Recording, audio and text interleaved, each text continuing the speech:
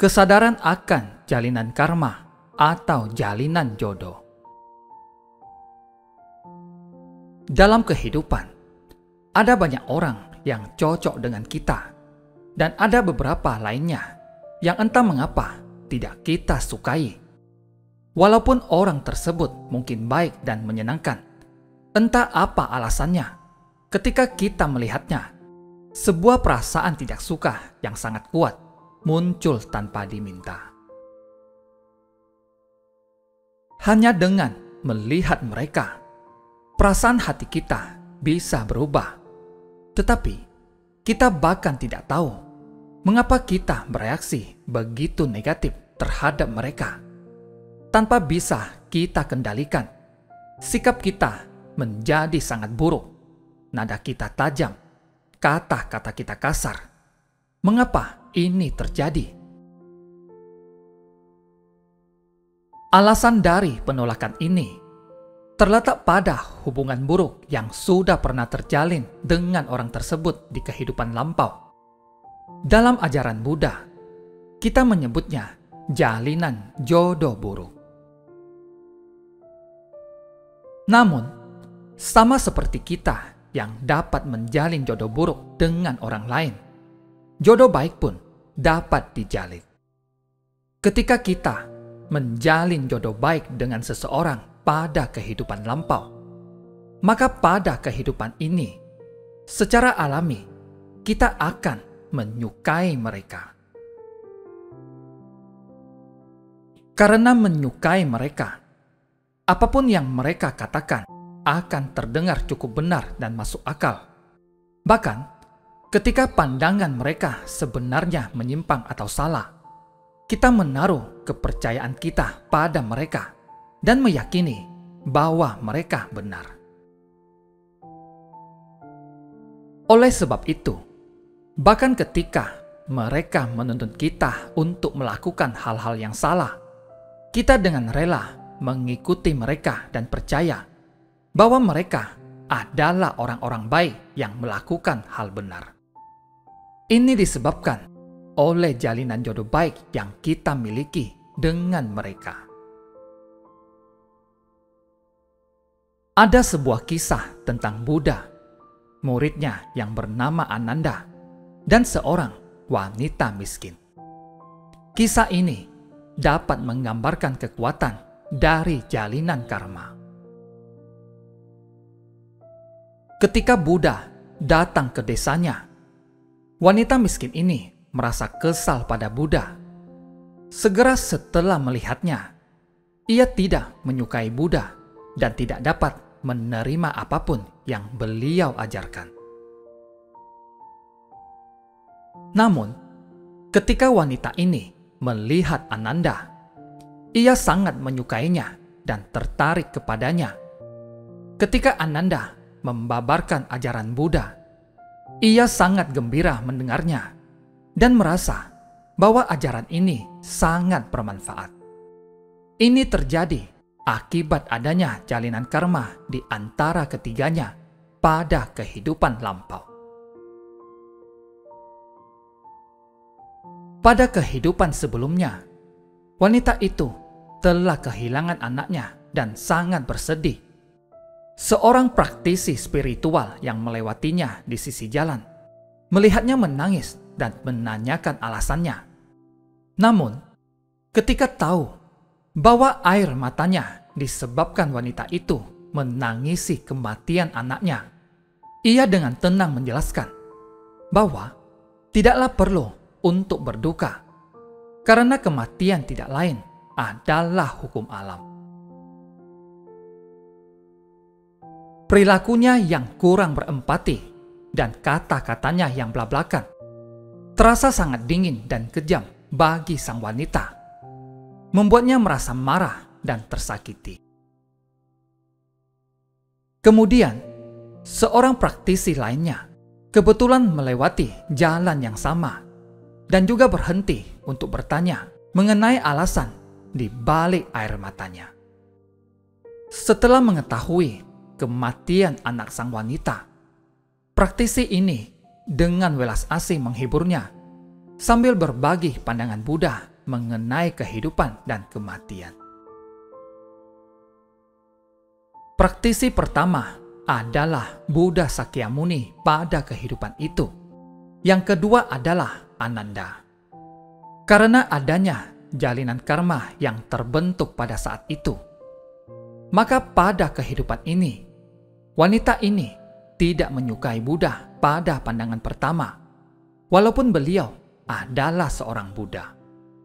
Seperti itulah dampak dari jalinan karma. Terbentuknya jalinan karma banyak berhubungan dengan sikap dan perilaku kita. Oleh karenanya, kita harus sangat bersungguh hati dan sadar dalam kehidupan sehari-hari.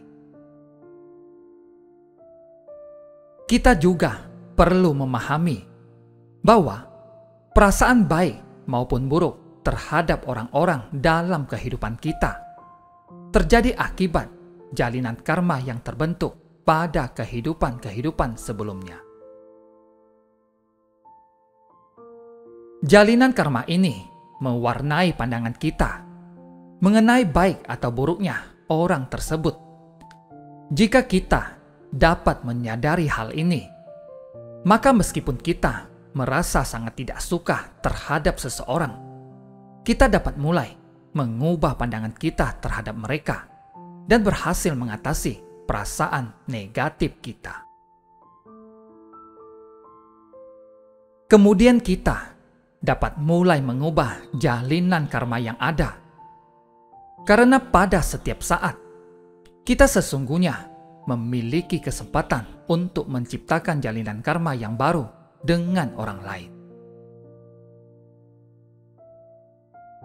Akan tetapi, jika kita terus mempertahankan pendapat bahwa orang tersebut tidak baik dan menolak untuk mempertimbangkan bahwa mungkin pandangan kita dipengaruhi oleh jalinan karma, kita akan terus melangsungkan jalinan jodoh buruk yang ada. Jika kita dapat sungguh-sungguh memahami keberadaan dan dampak dari jalinan karma, kita dapat mengubah hubungan kita dengan orang lain. Ini adalah contoh latihan kesadaran yang harus kita lakukan dalam keseharian. Hukum karma. Buddha datang ke dunia ini untuk mengajar dan membimbing orang-orang agar menyadari kebenaran hidup. Salah satu dari ajarannya yang paling penting adalah tentang hukum karma. Walaupun kita tidak dapat merasakannya atau melihatnya, karma mengatur kehidupan keseharian kita. Ini adalah sebuah cerita tentang seorang desainer. Ada hal yang membuatnya sangat risau dan bingung. Ia terbiasa bekerja dengan perusahaan besar dan telah membantu perusahaan ini meraih keuntungan besar melalui hasil karyanya. Karena banyak desainnya yang terjual dengan nilai baik, ia mencoba untuk menjalankan bisnis sendiri. Setelah meninggalkan perusahaan ini, ia merancang sebuah produk baru yang menurutnya adalah salah satu hasil karya terbaiknya. Akan tetapi, setelah diproduksi dan dijual di pasaran, produk ini tidak diterima dengan baik. Akhirnya, ia kehilangan seluruh tabungannya dan terjerumus dalam utang. Apa yang ia lakukan? Ia mendatangi mantan atasannya untuk bertanya, apakah perusahaan lamanya tertarik untuk membeli hak paten darinya. Tahu bahwa memang ia desainer yang bagus.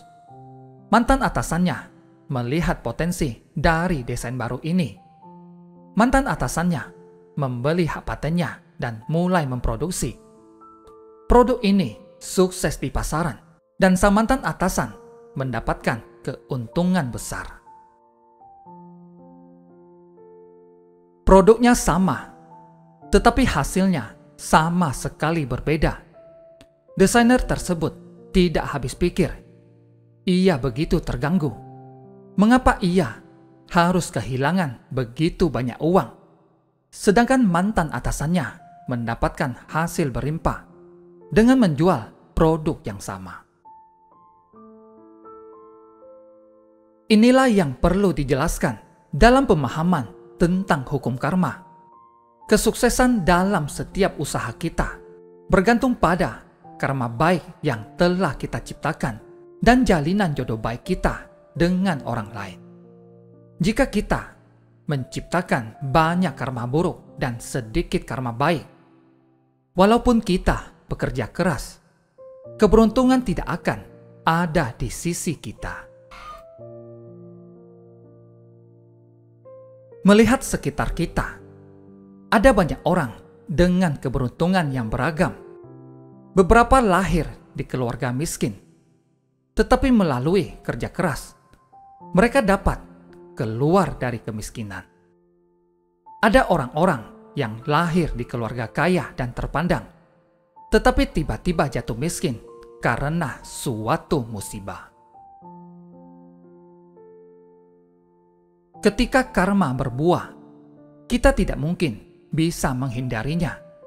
Cara yang dapat kita lakukan adalah dengan memahami hukum karma dan sejak awal tidak menciptakan karma buruk.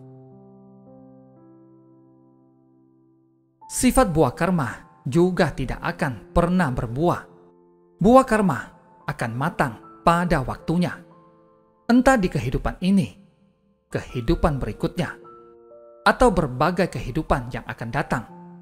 Benih-benih karma tidak akan menghilang meski telah ditanam sekian lama. Buddha ingin agar orang-orang memahami cara kerja karma. Karma baik menghasilkan keberuntungan, karma buruk menghasilkan kemalangan. Sekali kita memahami prinsip ini, kita akan tahu bagaimana berperilaku agar tindakan-tindakan kita menghasilkan karma baik, bukan karma buruk.